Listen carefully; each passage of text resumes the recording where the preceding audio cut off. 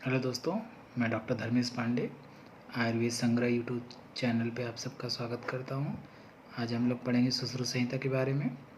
सुश्रुत संहिता के जो भी इम्पोर्टेंट क्वेश्चन आते हैं तो वो देखेंगे हम कि क्या क्या उसमें इम्पोर्टेंट है। तो आचार्य सुश्रुत ने क्या क्या बताया है, उनके उपदेष्टा कौन थे? भगवान धन्वंतरी। वृद्ध सुश्रुत ने सौश्रुत तंत्र लिखा। प्रथम प्रशंसकर्ता कौन थे? सुश्रुत थे। और द्वितीय प्रशंसकर्ता नागार्जुन। और पाठ शुद्धिकर्ता कौन थे? चंद्रट थे। तो ये तीन चीज़ें पढ़ गए। प्रथम सुश्रुत प्रशंसकर्ता कौन थे? सुश्रुत थे। द्वितीय प्रशंसकर्ता कौन थे? नागार्जुन। और पाठ शुद्धिकर्ता कौन थे? चंद्रट थे। कुछ इसमें टीकाएँ लिखी गई थी, कौन कौन से क्या क्या टीका बताई गई है, तो किसने किसने कौन सी टीका लिखी है। इसमें न्याय चंद्रिका और बृहद पंजिका जो लिखे थे गयदास ने। न्याय चंद्रिका और बृहद पंजिका गयदास ने सुश्रुत पे टीका बताई थी। बृहद पंजिका गयदास ने, लघु पंजिका भास्कर ने। भानुमति टीका किसने दी थी? चक्रपाणी ने। भानुमति टीका चक्रपाणी। निबंध संग्रह डल्लड़ ने। सुश्रुतार्थ संदीपन हाराण चंद ने। तो ये हो गई इनकी टीकाएँ। तो कौन कौन टीका दी है सुश्रुत ने और टीकाकार कौन कौन से हैं, तो ये इम्पोर्टेंट क्वेश्चन आता है। सुश्रुत की विशिष्टता क्या क्या है वो हम पढ़ेंगे। स्वविच्छेद का प्रथम वर्णन सबसे पहले किसने किया है? सुश्रुत ने किया है। नाभि में प्राणों की स्थिति मानी है। अयस्कृति शब्द का प्रथमतः वर्णन किया है। फेनास्म, हरताल और वसनाभिस का भी वर्णन आचार्य सुश्रुत की विशिष्टता है, ये बताई है। सर्वप्रथम विष कन्या का भी वर्णन आचार्य सुश्रुत ने किया है। प्रथम अरिष्ट का वर्णन भी आचार्य सुश्रुत ने बताया। आचार्य सुश्रुत ने कुल रोग 1120 बताया है और कुल द्रव्य जो बताए हैं 573 अध्याय भी बताए गए हैं। वो सब आपको पता ही है कौन कौन से अध्याय किसने क्या क्या बताए हैं, तो उसका हम यहाँ पे वर्णन नहीं करेंगे। लेकिन इम्पॉर्टेंट है कि सूत्र स्थान का पहला चैप्टर का नाम क्या है? वेदोत्पत्ति अध्याय। और अंतिम अध्याय का नाम क्या है? अन्नपान आदि अध्याय। तो 46 चैप्टर हैं सूत्र स्थान में। आचार्य सुश्रुत ने चिकित्सा स्थान में एक चैप्टर का नाम सबसे आखिरी चैप्टर पूछा जाता है कि कौन सा चैप्टर है? धूम्नस्य कवल ग्रह। यह 46 चैप्टर है। सॉरी, वो 40 चैप्टर 40वां अध्याय है, वो बताया है आचार्य सुश्रुत ने। धूम्नस्य कवल ग्रह, सो ये अंतिम चैप्टर है चिकित्सा अध्याय का। आचार्य सुश्रुत ने 4 भेद बताए हैं प्रमाण के। 4 भेद बताए हैं। प्रत्यक्ष, अनुमान, आप्तोपदेश और उपमान। तो ये चारों बताए हैं। क्या क्या बताए हैं? प्रत्यक्ष, आप्तोपदेश, उपमान और अनुमान। तो ये 4 बताए। इन्होंने जो है उपमान का भी वर्णन किया गया है। तो ये इम्पोर्टेंट आता है कि उपमान किसने बताया है, तो वो आचार्य सुश्रुत ने बताया है। चतुर्विध भूत ग्राम, ये किसने बताया? आचार्य सुश्रुत ने। क्या क्या बताया है? जरायुज, अंडज, स्वेदज और उद्भिज, ये 4 बताए हैं चतुर्विध भूतग्राम। और 4 वर्ग भी बताए हैं। क्या? स्थावर, जांगम, पार्थिव और कालकृत। ये 4। आचार्य सुश्रुत ने शिष्य के वस्त्र का भी वर्णन किया है। वो कैसे वस्त्र होने चाहिए? कसाय वर्णी। आचार्य सुश्रुत ने अध्ययन के कुछ ऐसे दिन बताए हैं जिस दिन अध्ययन निषेध किया जाता है। तो वो कौन कौन से दिन है? बहुत इंपॉर्टेंट है, पूछा जाता है। हिंदी मंत्र के अनुसार अष्टमी, चतुर्दशी, पूर्णिमा, अमावस्या, ये 4 ऐसे दिन बताए हैं जिस दिन अध्ययन मना किया है उन्होंने। एक क्वेश्चन आता है कि बिना भोजन किए शस्त्र कर्म करने योग्य रोगी कौन कौन से रोग हैं? मूढ़गर्भ, अस्मरी, उदर, अर्श और मुख रोग। आचार्य सुश्रुत ने ऋतुओं के अनुसार पट्टी खोलने का जो वर्णन किया है कि कौन सी ऋतु में कितने दिन पे पट्टी खोलना चाहिए। हेमंत, शिशिर, बसंत में 3-3 दिन पर, शरद, ग्रीष्म, वर्षा में 2-2 दिन पर। आचार्य सुश्रुत ने जब चैप्टर में पढ़ेंगे उसमें ऋतुओं में, तो बताया रजो धूमाकुला हेमंत ऋतु में, वात वृष्टियाकुला शिशिर ऋतु में।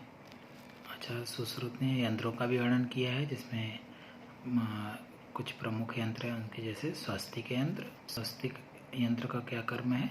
अस्थि अस्थि विदष्ट शल्य उदाहरणार्थ, ये स्वस्तिक यंत्र का कर्म है। सदंश का क्या काम है? त्वचा मांस शिरा शल्य निर्हरणार्थ, ये है सदंश यंत्र का कार्य। ताल यंत्र का क्या काम है? शल्यनाशा। ताल यंत्र का क्या काम है? कर्णनाशा नाड़ीगत शल्य निर्हरणार्थ, शल्य निर्हरणार्थ के लिए प्रयोग किया जाता है। बहुत इंपॉर्टेंट क्वेश्चन आता है नाड़ी यंत्र से, इसका क्या कर्म है? ये बहुत इंपॉर्टेंट है, पूछा जाता है। स्रोतोगत शल्य उदाहरणार्थ, रोग दर्शनार्थ और आचूषणार्थ, ये इंपॉर्टेंट इसके कर्म है। पायना विधि का भी वर्णन किया है। पायना विधि कितने प्रकार के बताए गए हैं? 3 प्रकार के। कौन कौन से? जल, तैल, क्षार। जल पायना का क्या कार्य है? मांस में छेदन, भेदन और पाटन कर्म के लिए। और तैल पायना का क्या काम है? शिरा और स्नायु में छेदन के लिए। क्षार पायना का क्या काम है? सर शल्य व अस्थि छेदनार्थ के लिए क्षार पायना का कार्य बताया गया है आचार्य सुश्रुत द्वारा। बहुत इम्पोर्टेंट है। अस्थि के दग्ध के लक्षण भी बताए गए, अग्नि दग्ध के लक्षण बताए गए हैं। उसमें त्वचा मांस शिरायु संधि अस्थि सबके दग्ध के लक्षण बताए आचार्य सुश्रुत ने। त्वचागत अगर दग्ध हुआ है तो क्या क्या लक्षण मिलेंगे? शब्द प्रादुर्भाव व दुर्गंधता मिलेगी। मांसगत दग्ध हुआ है, मांसगत हुआ है तो कपोतवाणी मिलेगा। शिरागत हुआ है तो कृष्ण उन्नत स्राव मिलेगा। शिरागत में कृष्ण उन्नत मिलेगा और स्राव का अभाव होगा। दग्ध लक्षण और चिकित्सा में क्या क्या पढ़ेंगे? जैसे हम दग्ध, जैसे प्लुष्ट दग्ध, इसके लक्षण क्या होंगे? त्वक विवाणता। और इसकी चिकित्सा क्या करेंगे? उष्ण चिकित्सा करेंगे। और दुर्द दग्ध हुआ है तो लक्षण क्या मिलेंगे? फफोले पड़ जाएंगे और तीव्र पीड़ा होगी। उसमें उष्ण और शीत दोनों चिकित्सा करते हैं, आलेप और प्रलेप दोनों करते हैं। सम्यक दग्ध इम्पॉर्टेंट है, पूछा जाता है कि इसके लक्षण कैसे मिलेंगे? तालु फल वाणी मिलेंगे। और इसकी चिकित्सा कैसे करते हैं? पित्तज वृद्धिवत चिकित्सा करते हैं। अति दग्ध में क्या होता है? मांस का कटकर गिरना होता है। इसमें जो चिकित्सा की जाती है पित्तज विसर्पोत चिकित्सा करते हैं। धातु वृद्धि के लक्षण के बारे में पढ़ेंगे। उसमें क्या क्या इम्पोर्टेंट है, किस धातु वृद्धि से कौन से लक्षण इम्पोर्टेंट है जो कि एग्जाम में आते हैं, वही बात करेंगे। जैसे कि रस वृद्धि से हृदय उत्क्लेद होता है, रक्त वृद्धि से रक्त वृद्धि के शिरा पूर्णता, मेदो वृद्धि से क्या मिलता है? श्वास व कास। मज्जा वृद्धि में क्या मिलता है? सर्वांग नेत्र गौरवम। शुक्र की वृद्धि से शुक्र स्मरी। पुरुष वृद्धि से आटोप और सूल। मूत्र वृद्धि से बस्तित्व व आद्यमान। स्वेद वृद्धि से दौर्गंध्य और कंडू। और गर्भ वृद्धि से क्या मिलेगा? जठराग्नि वृद्धि, मतलब जठराग्नि की वृद्धि हो जाती है उसमें, और स्वेद होता है। और स्थौल की क्या चिकित्सा करते हैं? रुक्षण, छेदनी और लेखन बस्ती करते हैं। और कार्स की क्या चिकित्सा करते हैं? बृंघण बस्ती और व्यायाम करवाते हैं। तो ये इनकी चिकित्सा हो गई, स्थौल की और कार्स की। 3 सोप के बारे में बहुत इंपॉर्टेंट क्वेश्चन आते हैं। आम सोप, पश्चिमान सोप, पक्व सोप के क्या क्या लक्षण मिलते हैं? बहुत इंपॉर्टेंट है। आम सोप में क्या लक्षण मिलते हैं? मंदुष्मता, त्वक संवरणता, शीत सोपथा और मंद वेदना। ये 4 लक्षण जो मिलते हैं ये आम सोप में मिलते हैं। पश्चिमान सोप के क्या लक्षण मिलते हैं? शुचिभिरव निस्तुदते, शस्त्रेण अभिदत, दहते और पच्यते, अग्निछार, वृश्चिक वृद्धिवत पीड़ा, अस्थान सैन्य से न शांति, वहाँ पर मतलब शांति नहीं मिलती अगर पीड़ा जहाँ पे हो रही है। आदिमान बस्ती, भक्त अरुचि। फिर पक्व शोक के क्या लक्षण मिलते हैं? वेदना उपशांति, पांडुता, वर्ली प्रादुर्भाव, भक्त अभिकांक्षा। ये लक्षण पक्व शोक में मिलते हैं। शुद्ध वर्ण का लक्षण पूछा जाता है, बहुत इंपॉर्टेंट श्लोक है, ये सबको याद करना है। जीवा तलाबो मृदु स्निग्ध लक्षणम विगत वेदना, सुव्यवस्थितो निराश्रावश्च इति शुद्ध व्रणो। ये आपका शुद्ध व्रण के लक्षण हो गए। अब पढ़ेंगे रोहित वर्ण के लक्षण। कपोत वर्ण प्रतिमा यस्मांत क्लेद वर्जिता स्थिरश्च पीठिकावंतो रोहितिति तमादिशेत। ये रोहित वर्ण के लक्षण है। अब पढ़ेंगे सम्यक ऋण वर्ण के लक्षण। ऋण वर्तमानम अग्रंथि असूनम अरुजम व्रण त्वक संवर्णम समतलम सम्यक ऋण विनिर्देशित।